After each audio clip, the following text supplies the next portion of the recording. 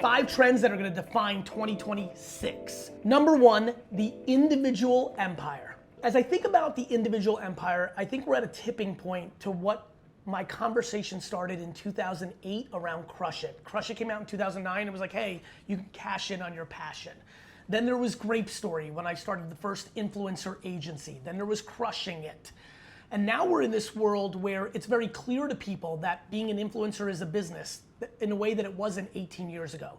But more importantly, I'm using the word empire. In 2008, I said you, all of you, and this is still real, can make $50,000 to $100,000 talking about Alf and the Smurfs and all that. Ask yourself, what do I want to do every day for the rest of my life? Do that. I promise you can monetize that shit. If you love Alf, do an Alf blog. You collect Smurfs, Smurf it up. What I'm saying in 2026 is you can build an empire.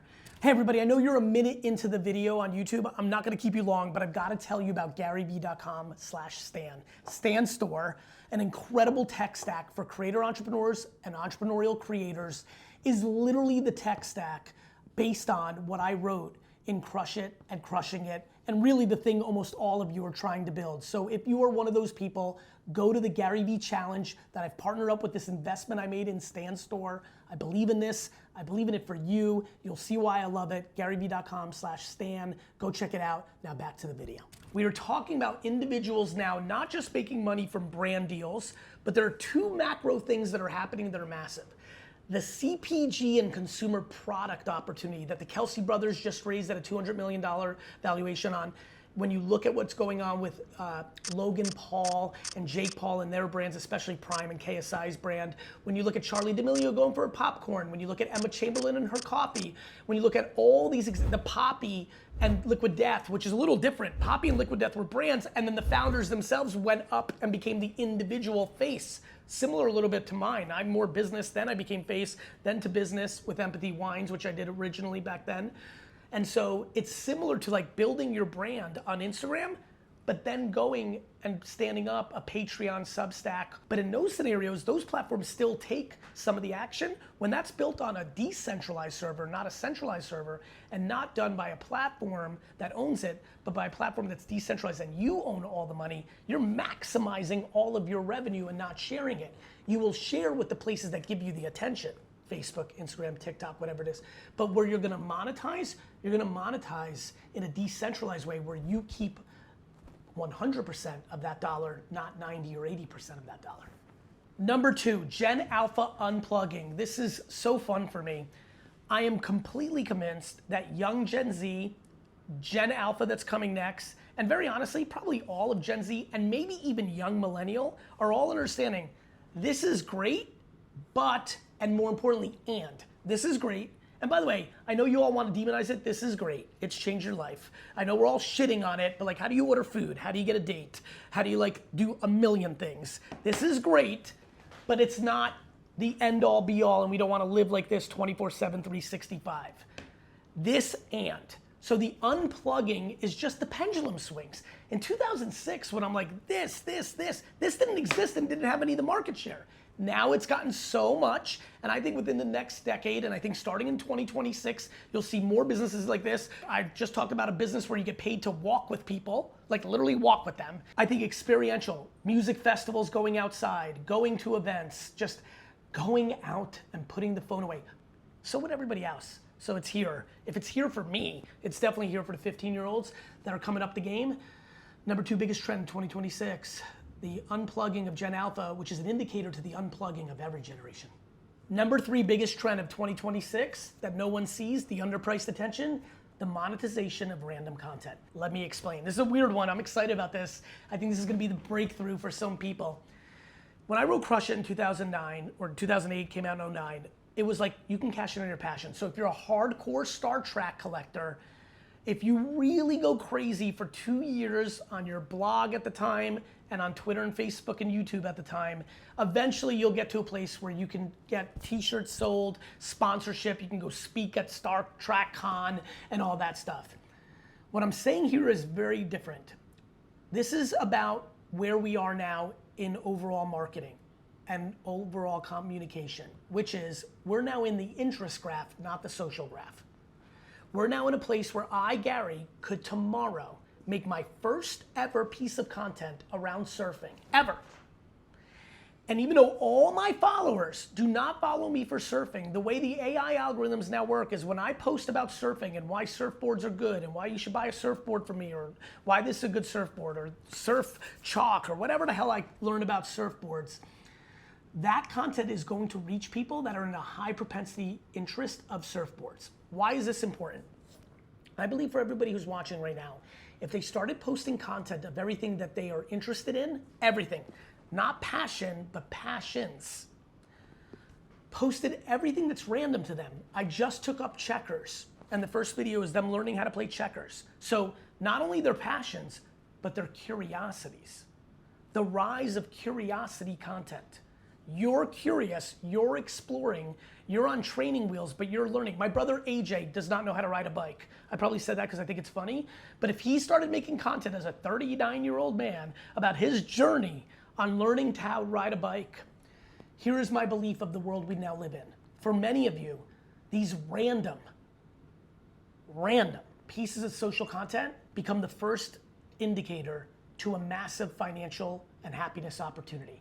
The monetization of random content. You post something funny about sunflower seeds because you spit one out on your friend and you're like, that's funny, let's make another one. And you find yourself 6 months later getting $5,000 from a sunflower seed brand to do content. It's about a very simple concept, which is why not? Why not post something random all the time that you're genuinely interested in? You're not watching this video and you're just going random for the sake of random because you believe I'm right. Though honestly, that's probably not a bad idea either. But obviously if it's grounded in truth and authenticity, it's gonna work better. When all of you start putting out more random content, when that post gets 3 million views, it opens up the opportunity for you to build on top of it. Now you might not be able to. You get inspired by me in this video and you eat a pickle and you put out a video about pickles and it hits and it gets fucking 3 million views. And now you're even getting DMs from people like, what do you know about pickles? And do you want to do a pickle and do you want to come to the pickle festival? You might be like, I don't. And honestly, I don't care. And honestly, I have nothing else to contribute. Like I'm very surface level. I just eat pickles. The Rizzler just says ridiculous things and makes a face. Like there's a lot of people that have made full careers about ridiculous things. The Where's the Beef lady in the 80s was like, she said, where's the beef? That was her career. So you could be a random spokesman or something of that nature. But if you keep it authentic, if it's something you really know about, or it's something you want to know about, it actually allows you to build in depth, not just randomness. And so your random thing becomes the documentation of your journey, which then becomes your monetizable framework of content. It's a left field thought that I think a lot of people are gonna struggle with grasping. I myself am in my journey of like really getting this narrative down, but it's very clear to me. Do I believe it's an invested interest of all of you posting way more often on TikTok, completely random stuff that is grounded in things that you really know about or things that you're curious about? The answer is yes. Let me give you, if you just got motivated by that, let me give you the list of what you need to do.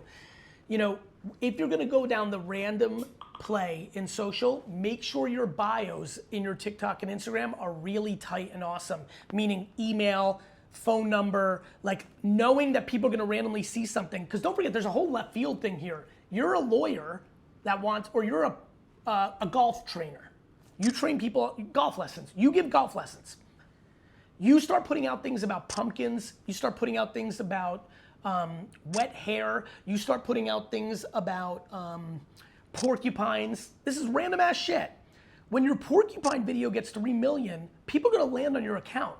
If they see that you're a professional golf expert and you do golf lessons and you have an email there and a phone number, of the 3 million people that see your porcupine video, 9 of them are looking for golf lessons. So this gets very practical of just general awareness, relevance on an individual thing you connect on. Some of you like me because we're both sad Jet fans, right? But then when you needed 4 years later some wine or you needed an agency, you went to me because we're Jet fans. Somebody loves porcupines, they loved your video, they may choose you to do the golf lesson. So there's 2 things. Your career might be about porcupines because you decided to go down that path, or it became a gateway drug to your service or your business because you won on interest in a micro moment, not a macro moment. Your profile's gotta be tight. Number 4 on my 2026 trends underpriced opportunities. the rise and continued rise of the content of Africa. The numbers are staggering when you look at how much youth of our overall population in a decade will be in the content of Africa. When you're worldly enough to interact with many of the incredible young talent from these countries, when you understand that the way the world turns is every continent gets its time. Many of us who are in my age group watched the rise of Asia and the rise of the Middle East. It is very clear that Africa as a continent is absolutely the big winner of the next 20, 30, 40 years. And for many of you watching, this should open up the aperture. Do you have relatives there and you're like, wait a minute, Gary, you're saying that I can actually grow my professional careers growth is actually from my grandparents and cousins that live in Kenya or Nigeria? I'm like, yes, that is exactly what I'm saying. The opportunity there is extraordinary, both doing business there and two, understanding how amazing the raw firepower of the young talent is in that country from an intellect and hunger standpoint. Again, follow what I'm saying here, similar to what we saw in India, in Japan and China, and overall Asia, and the Middle East over the last 25, 30, 40 years here in the West, in Europe and the US. So huge opportunities, the cultural impact. I don't have to tell anybody that follows music, we've already seen the early indications, just like we saw Latin music massively impact the US over the last 25 years. We've already been seeing African music impact top hits in the US. African influencers, the culture, the food, the sport, and it goes both ways. Just like you're seeing manga and anime and Asian culture massively impact the West has massively, always, because of the Hollywood machine in America, impacted the East. The opportunity in Africa is very clear. You have to understand it. It's either direction. You're 23 and you want an adventure, and forget about even relatives. You're like a white boy in Kansas and you're like, I'm an entrepreneur. Wait, Gary's saying Africa? I'm saying Africa. So doing business, and obviously Africa's a massive continent. In fact, it's so much bigger than you think because it's misrepresented on the globe. And obviously every country has its geopolitical stuff, its entrepreneurial opportunities. Some are great, some are not great. Really no different than Europe or anywhere else. But overall, the impact's enormous. The basketball culture, both the African Basketball League, but the talent coming, Nigeria's athletes starting to penetrate the NFL in a massive way. Like, do I believe that? Yes, I do. Does it take patience? Yes, it does. Is that how great businesses are sometimes built? For damn sure. Africa's impact, massive. Opportunities, massive in both directions. Number 5 on big opportunities in 2026, alternative sports. This has been massive for me. I've been following esports for a long time. We represent a bunch of esports, Mongrel, Clicks, and all these great athletes in Vayner Sports. Obviously, I got involved in pickleball early on. That's been very fruitful. I'm obsessed with what's going on with wiffle ball, padel, 3-on-3, the big three, and rivaled basketball, both men's and women's. I've had my hands deep in this. Obviously, many of you know my long-term ambition to own the New York Jets. Mondays in the fall are tough for me. I'm very upset right now. I'm filming this on a Monday after a tough loss. But what's very clear to me is that this is gonna keep going. I'm involved in slam ball as well. Like, this is gonna keep going. I had a conversation a few months ago about bowling. Like, I'm like, ooh, I like that. The rise of UFC and esports in the last 30 years, very clear. Do you think these exhibition fighting matches between Tyson and Jake Paul and Mayweather and Paul and Paul and Paul, and like, do you think these things would work if social and YouTube didn't exist? Nobody would care. Nobody would watch. So it goes from YouTube to Netflix. This is going to continue to happen. This is the device that's changed the world, as we talked about. And there's going to be room for more sports, more sports. And basketball and football and baseball and soccer were invented by human beings. There's a kid right now watching this, right now on YouTube, who actually got inspired by my rant and is going to actually invent the next hockey, basketball, and football. And in 53 years, we'll reference this video, and that makes me feel good. I hope I'm alive to get those flowers. The rise of alternative sports, because of how the media landscape has changed, is firm. All of you need to look into it, and it changes absolutely everything. And number 6 for 2026, because I decided, you'll have to wait for a special video in the future.